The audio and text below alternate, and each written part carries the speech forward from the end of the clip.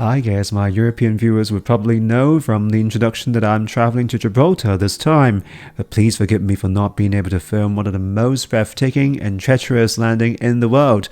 Sorry, not even the old Kai Tak airport in Hong Kong can top that according to surveys around the world. But what a way to start my vlog on Gibraltar, because I wasn't expecting that even the location of the airport was under territorial dispute between the Spanish and British government. As a matter of fact, the ongoing dispute has seriously affected the operation of the airport, and it's not until 1985 that the Spanish and British government signed an agreement allowing joint use of the airport, only to be blocked by the government of Gibraltar. As a form of retaliation, the Spanish government successfully excluded Gibraltar from European-wide deregulation initiatives, thus preventing direct links from Gibraltar to the rest of the European Union. It was not until 2006, when the Cordoba Accord signed by the three parties, that finally ended all restrictions on civilian flights to and from Gibraltar. Alright, can you imagine that I'm literally on the runway? Because it's legal, and that's the only access to my hotel. You see, so many people are just like me, walking through this runway, which is really surreal to me. As for the history of Gibraltar, as a kid growing up in Hong Kong in the 80s, when the so-called Hong Kong question was hotly debated at the time, Gibraltar always has a special part of me. It took me a long time to realize that the story of Gibraltar was actually very different from Hong Kong. Long story short, Gibraltar was seized by the British government in the War of the Spanish Succession in 1704, and by 1713, the Spanish government formally ceded control of Gibraltar to Britain in exchange for Britain's withdrawal from the war. Unsuccessful attempts by Spanish monarchs to regain Gibraltar were made, with the Great Siege of Gibraltar from 1779 to 1783 being one of the most bloody past of the land. The reason behind Britain's occupation of Gibraltar is very simple. Seeing the threat of the alliance between France and Spain after Charles II of Spain's death, it considered their alliance would affect Europe's balance of power and affect Britain's trade position in the region. Geographically, Gibraltar is located at the southern tip of Iberian Peninsula, near the exit of the Mediterranean Sea into the Atlantic Ocean, and is just a ferry away from the African continent. Britain therefore has a strategic, political and trade interest in that area. In fact, a BBC article even described Gibraltar as the throat of Europe and Africa, an indication of its strategic significance to the British. In the next 300 years, the Spanish government had tried to lure the Gibraltarians in severing its ties to Britain, and even resort to threats such as complete closure of its borders with Gibraltar after Gibraltarians' almost unanimous vote to remain in Britain in the 1969 referendum.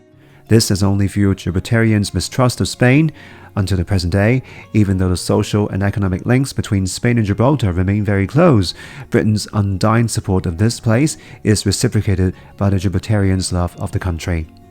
While the intention of the Gibraltarians to remain in the UK is loud and clear in the two referendums held in 1967 and 2002 respectively, both referendums received more than 99% of the votes to remain in the UK. The former of which led to the fury of the Spanish government in closing all its borders of Gibraltar until 1985. The tricky part was that in the 2016 Brexit referendum, the majority of the Gibraltarians actually voted to remain in the EU, and that led to an impasse because even though the 2020 Brexit agreement of UK and EU was established, it doesn't include Gibraltar.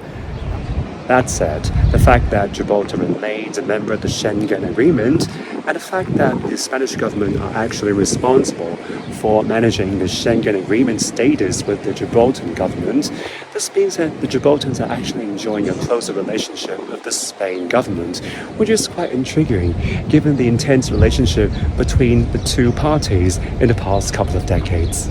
Speaking of sovereignty, apart from the flag of Gibraltar, which interestingly does not feature the Union Jack, there is one thing that has become the mascot of the British Overseas Territory.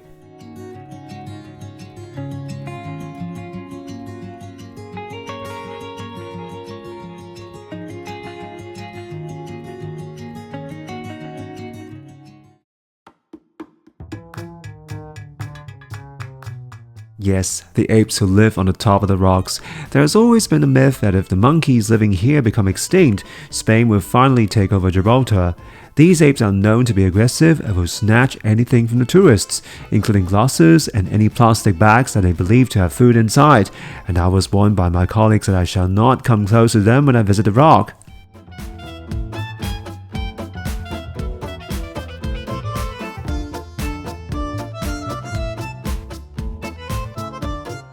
As you walk down the hill, you shall not miss the St. Michael's Cave. It is believed to be bottomless and linked to Africa, and some historians even suggested that the ancient Greeks believed it to be an entrance to Hades, their mythological underworld. The cave's name is derived from a similar grotto in Italy, where the archangel Michael is said to have appeared.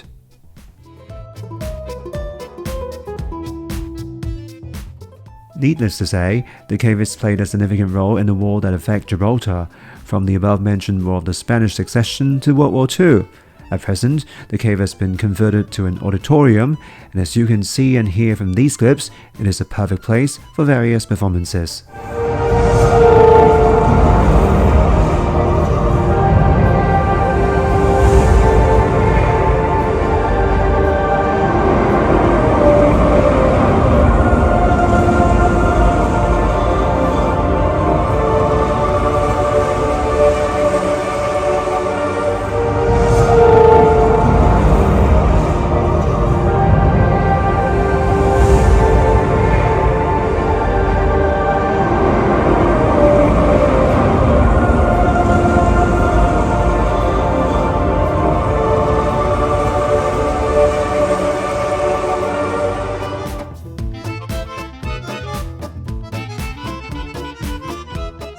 Alright, I'm walking along the suspension bridge, which is shaking. I'm shaking as well. Oh my god, wish me luck. I'm really scared now. I'm on the suspension bridge. Look at that. These people are so calm, but not me.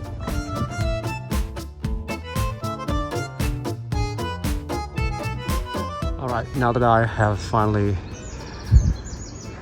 overcome my acrophobia, I'm gonna show you that this is actually the suspension bridge that I just walked twice. Okay? I'm really proud of myself. You know, as a YouTuber, I'm really scared. I'm really timid, you know, but I have to overcome these fears just to show the best scene to my audience, right? Okay, let's go. Alright, I'm finally back in the city center with my bare foot from all the way to hilltop down there. I just to give myself some kind of reward. So, after having a day battling with the monkeys, I am so glad to announce that I remain intact. All these things haven't, including my glasses, have not been snatched away by them. So, yeah, mission accomplished. So after finishing this challenging hill descent, I finally arrived at the main street.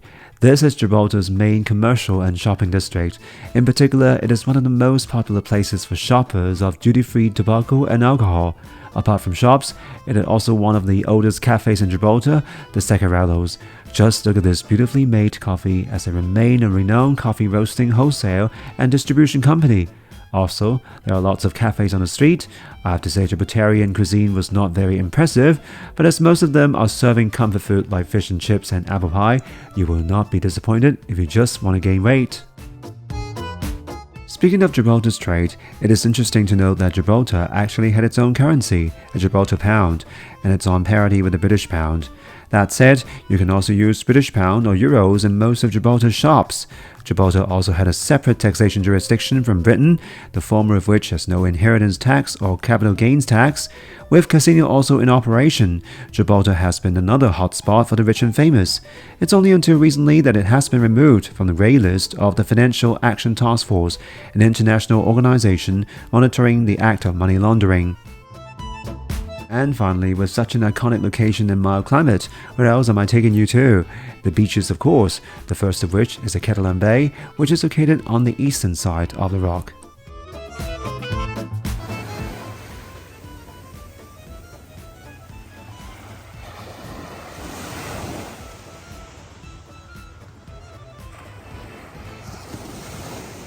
Alright, you can see how unprepared I am. I haven't brought my slippers, so I'm just wearing this outfit for the rest of the day. Just bear with me.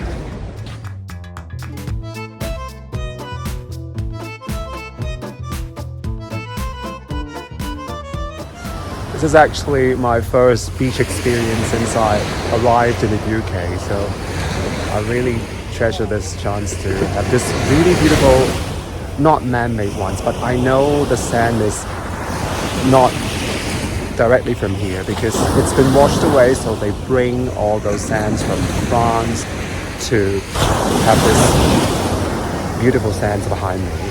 So it's kind of like, still it's a really natural beach, given that the background is the rock, and then this is genuinely the ocean. So I really quite enjoyed this moment while enjoying the sunset and also the beautiful weather. Everything's just quick. Well, after sunbathing for an hour, I really need to have lunch. Wow, this octopus starter is huge in portion and is only £15, which reflects the cost of living in Gibraltar is actually much more affordable than in London. The second beach that I'm taking you to is the Sandy Bay, which a local resident of Gibraltar eagerly recommended me to visit. One interesting fact was that in June 2014, the beach was restored, which involves regenerative works of approximately 50,000 tons of sand imported from Western Sahara, and a building of 2 curved groins that block the water from washing away the sands.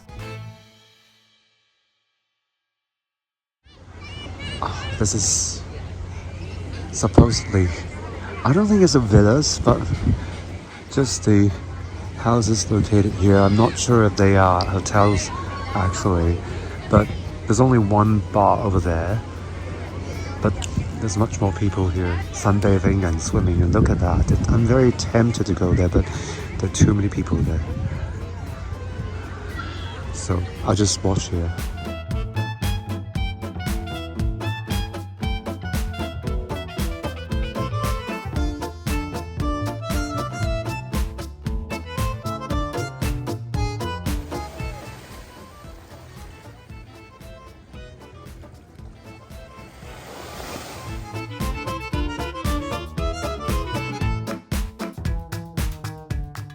Last but not least, there are 2 things that Gibraltar's were different from Britain. For one, roughly 3/4 of its 28,000 people are Catholic, and 2, it is left-hand drive, which is in contrast to the rest of the British overseas territories.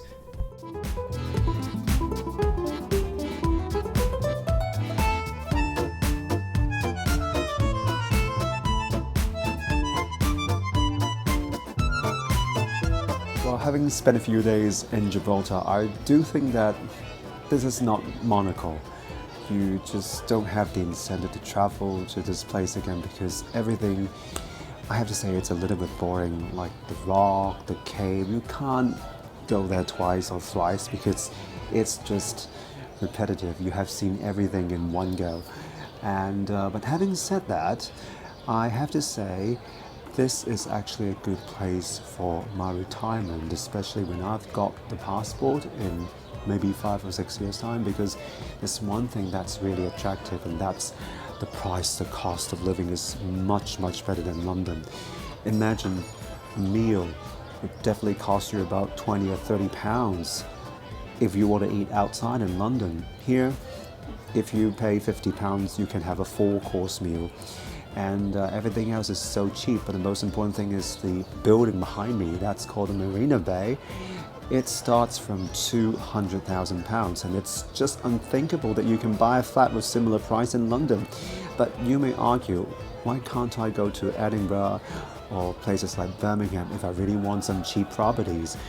Well, I have to say, there's no way that those places can compare in terms of the climate here, because just look at it. I'm now in short sleeves and shorts, and it's already like in 22 degrees and it's May.